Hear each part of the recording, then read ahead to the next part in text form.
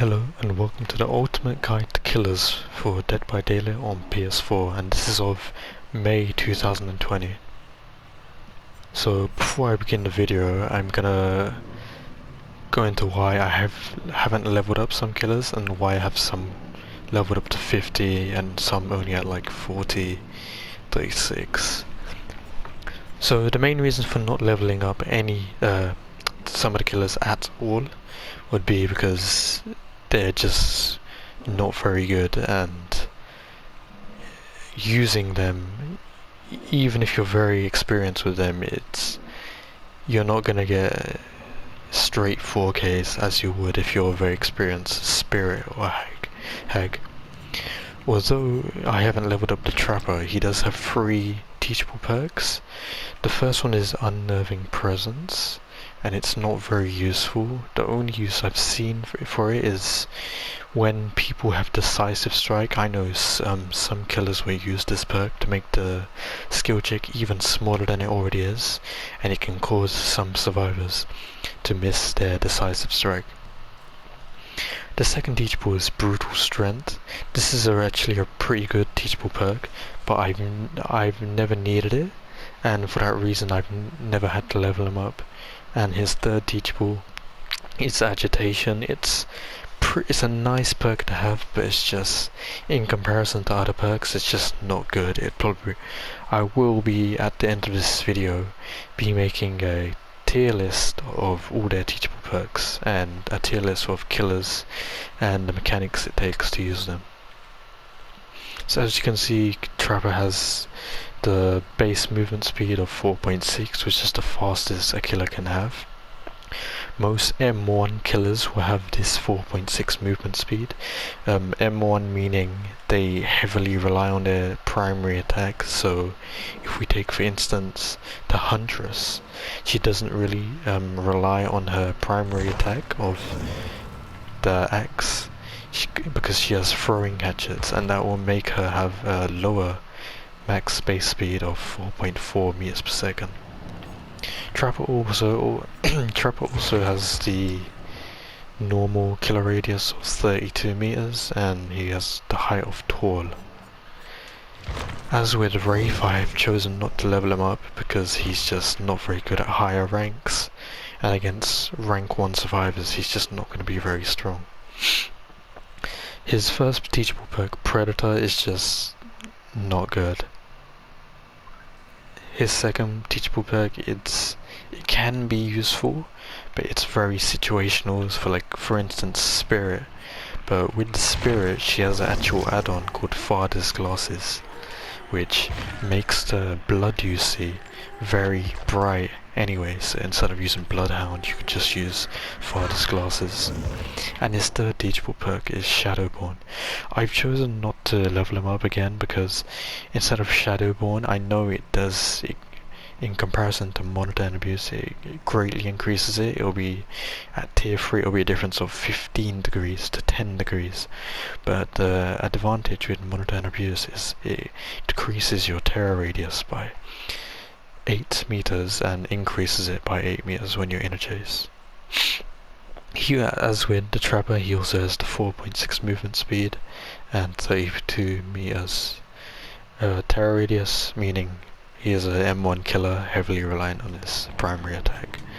The Hillbilly I've only leveled up to level 36. I did use him for a little bit when I was maybe in the green ranks. He has I'd say 1 good perk out of 3, although these can be very useful. The 1 good perk I'm talking about is Enduring, and this is unlocked at level 30. Enduring in tier 3 reduces the duration of pallet stuns by 50%.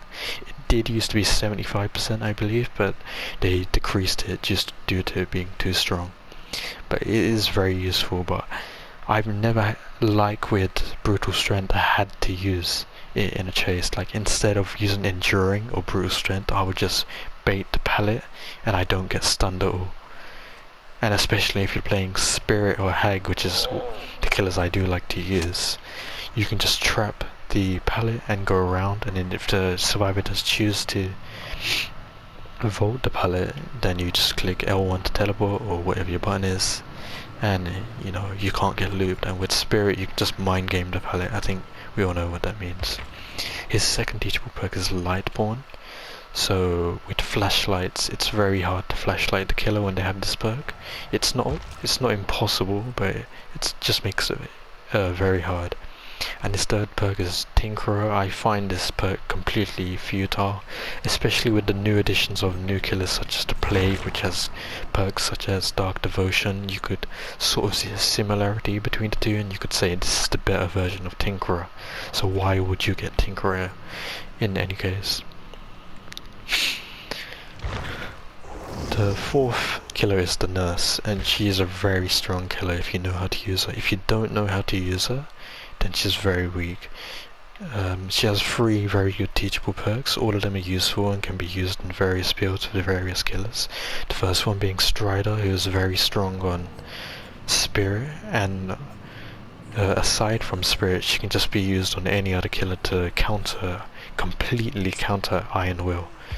And that can be really good at higher ranks, like rank 1s, where a lot of survivors, maybe 2 to 3, each game will be using Iron Will.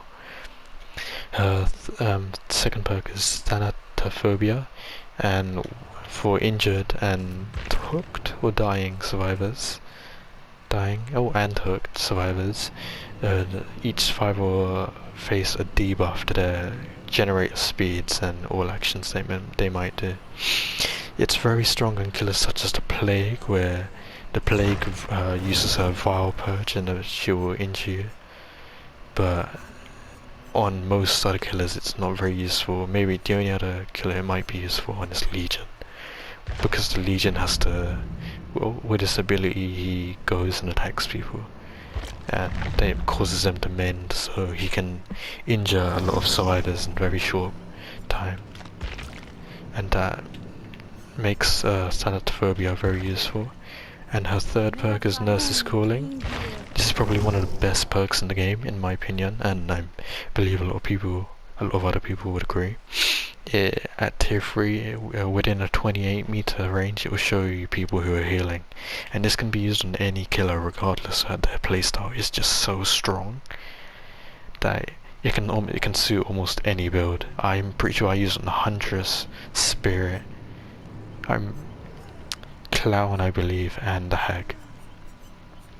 As you can see, the Nurse actually has an even slower movement speed of 3.8 because her ability is so strong that they've had to decrease this, although there is a rare iridescent add-on for the Nurse which makes her movement speed change to 4.2, which is still the slowest in the game for any killer.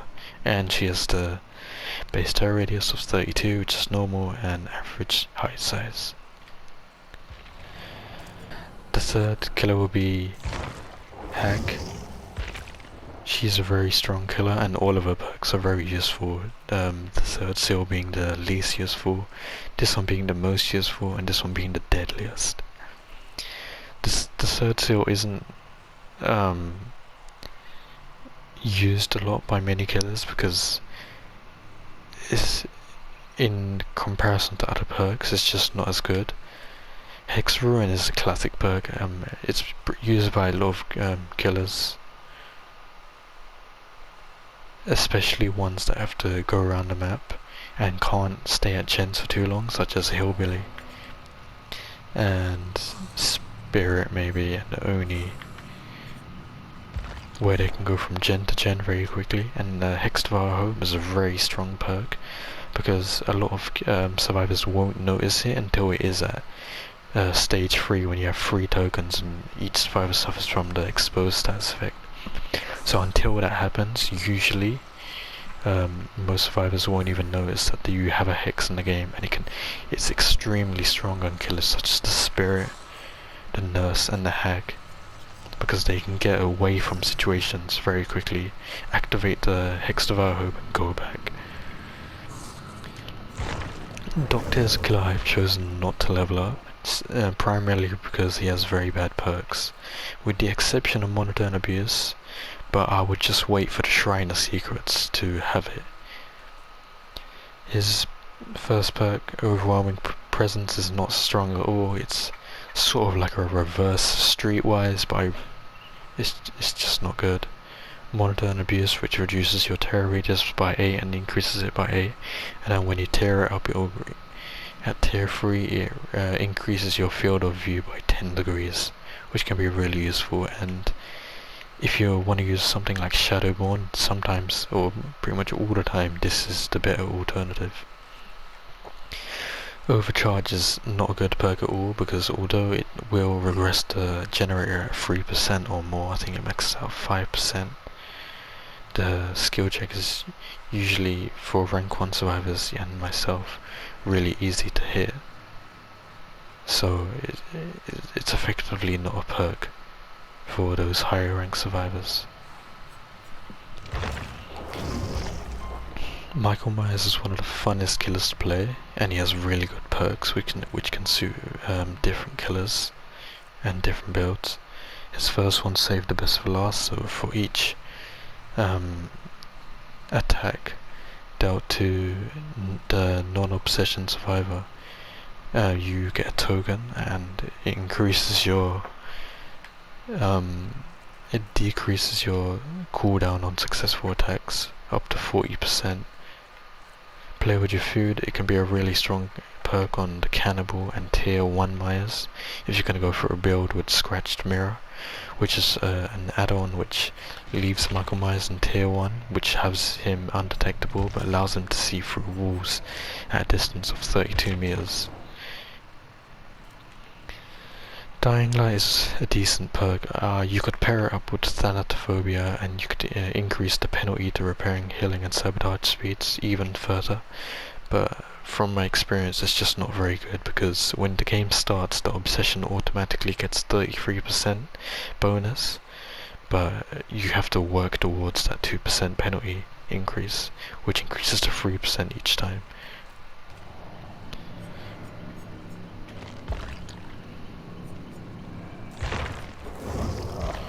The next killer is the Nightmare, and his perks are all endgame perks. They're not very useful at all.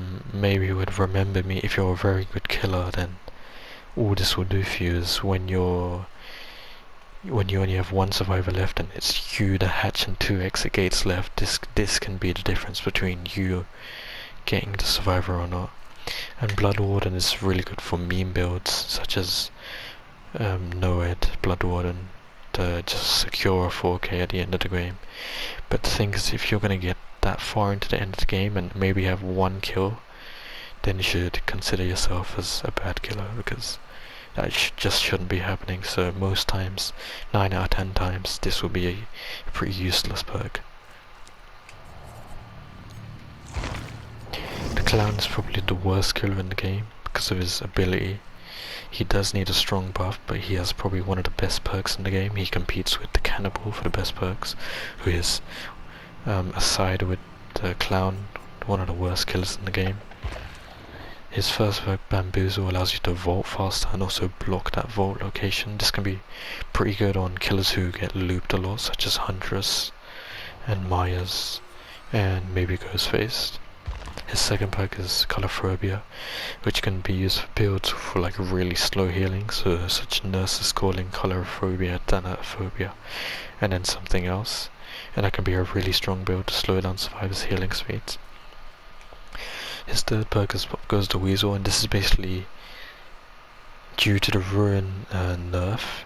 This has came into play really drastically, and this it's maybe you can use this perk maybe 2 or 3 times a game, but those 2 or 3 times this perk will be absolutely amazing for its job of just regressing generators so much and slowing down generator speed.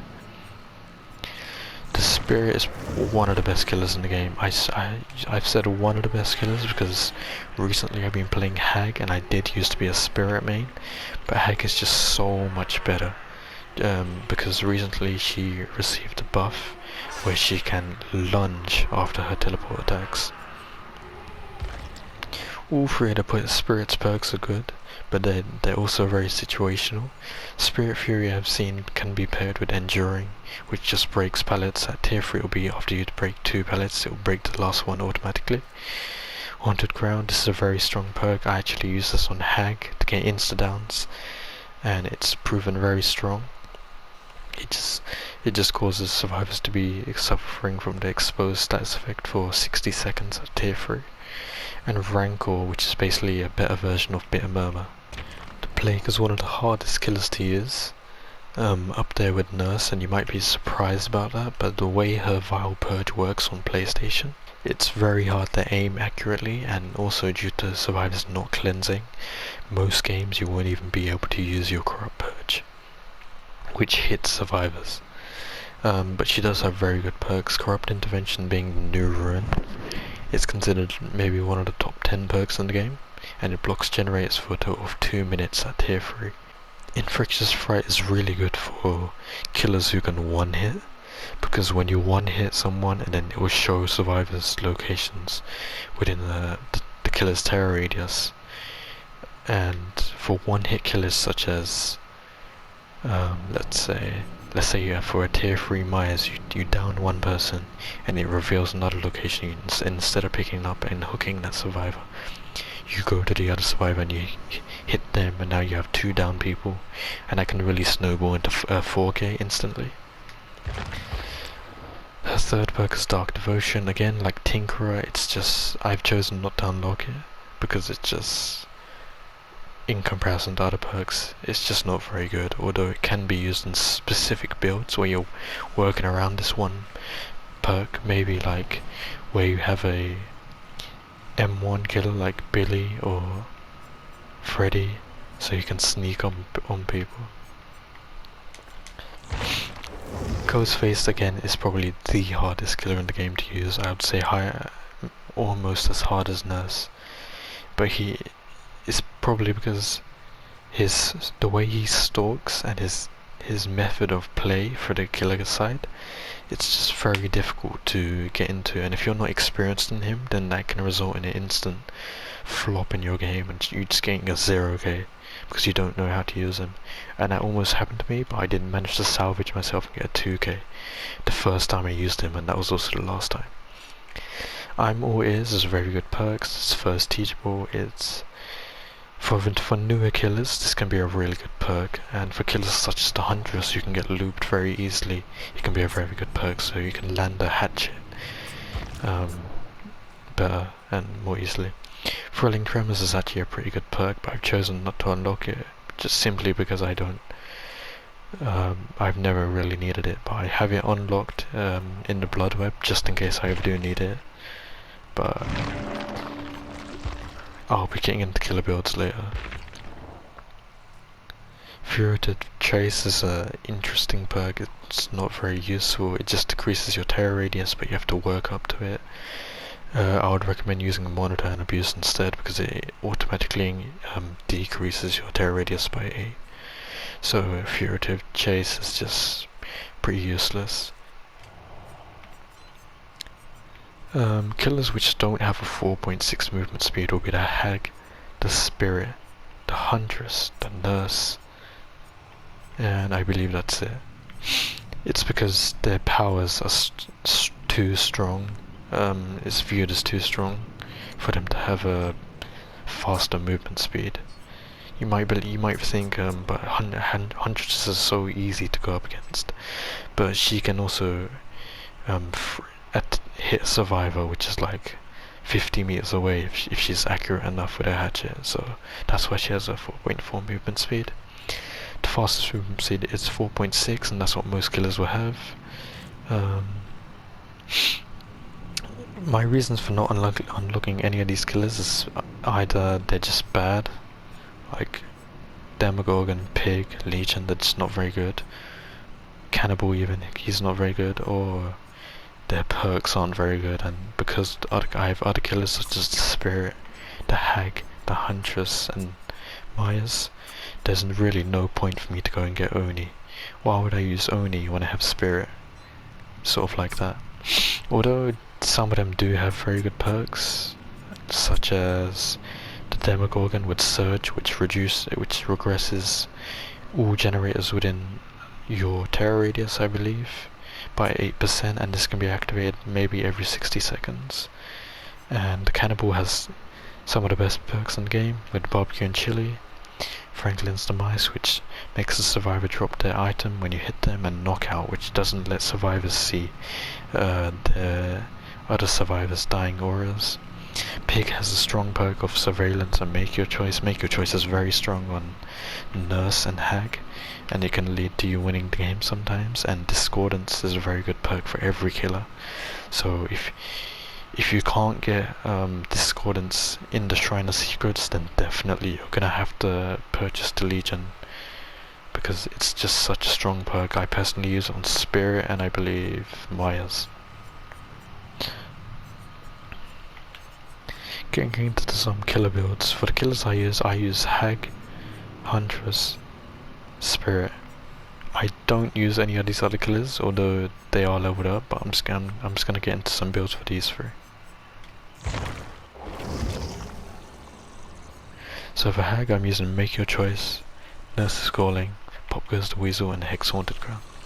My reason for Make Your Choice is because you can teleport within 40 meters, and this can be increased with the use of add-ons, and so it can lead to an easy insta-down. Nurse is Calling because it's very strong. Pop Goes the Weasel, I didn't used to use that. I actually used to use Monitor and Abuse to increase her field of view because the Hag is very small. But in recent times I've just changed it to Pop Goes the Weasel because I've gotten so used to the small size of the Hag and having a very small field of view that I've not really needed Monitor and Abuse much. And Hex Haunted Ground, similar to Make Your Choice, it can lead to you winning the game, because if you trap one of the hexes, and then you let them cleanse it, then you teleport, it's 3 down. And then once Hex Haunted Ground is up, what happens a lot of the time is survivors will panic, because they'll see the exposed status effect for 60 seconds.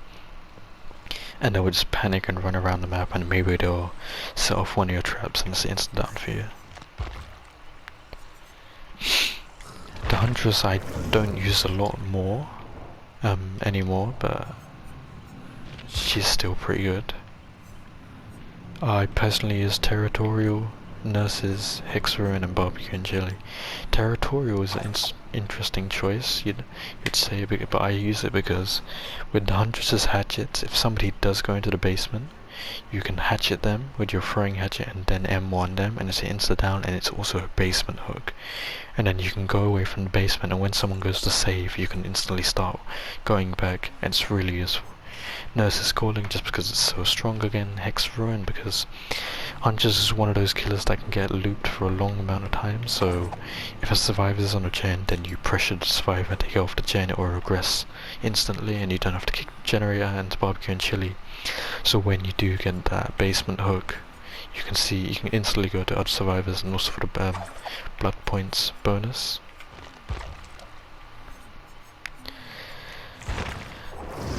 For Spirit I use Discordance, Barbecue and Chili, Strider, and Nurse is Calling. Discordance because she doesn't get looped very easily, but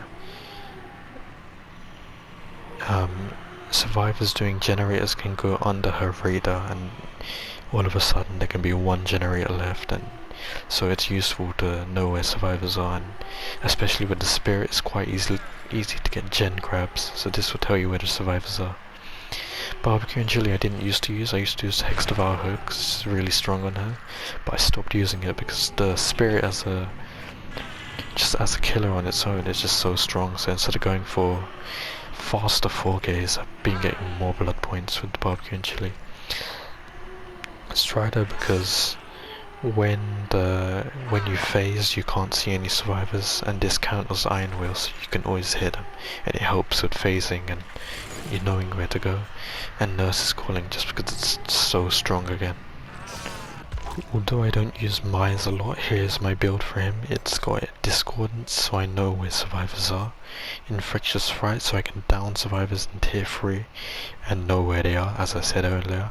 Hex Haunted Ground to support this, and also because it takes quite a while to get to tier 3, so this improves your chances of not getting gen rush so fast. And Barbecue and Chili just for the blood points, because when he is at tier 3 he's so strong. But if you didn't want to use Barbecue and Chili, I would recommend using Corrupt Intervention, Pop Goes the Weasel, or maybe Nurse is Calling again, because they're also very strong perks. I don't tend to use any other killer, but here are some builds for other killers. I won't go into depth because of that. Barbecue and chili, pop goes the weasel, sloppy butcher, and Franklin's.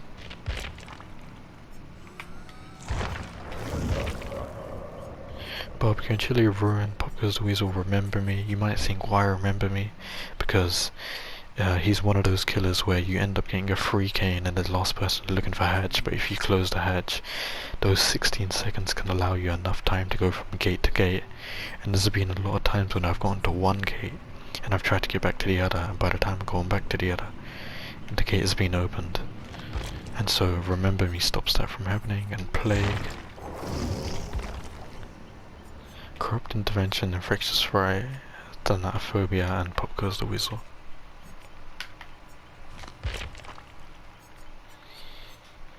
So on your screen you can see a tier list for each killer. At the top you can see Hag and Spirit, and if you want to know why they're so strong, I would just recommend using them. And at the bottom you can see Clown and Cannibal. Here's a tier list for the mechanics required to use each killer. And here is a sort of statistic tier list for how often I get a 4k or 3k, 2k, 1k, 0k with each killer. You'll realize some killers I don't have, but they're still on this. That's been done from observation of other killers using them. Like, I don't have Oni, but I can go up against Oni because somebody else can own the Oni. And from my experience, it's just what they've got, how their mechanics look. Some of their mechanics are very similar to others. Cannibal and Oni are similar to Hillbilly or the Chainsaw. Pig is similar to Ghostface and such. And just from observation, experience, and pretty much knowledge,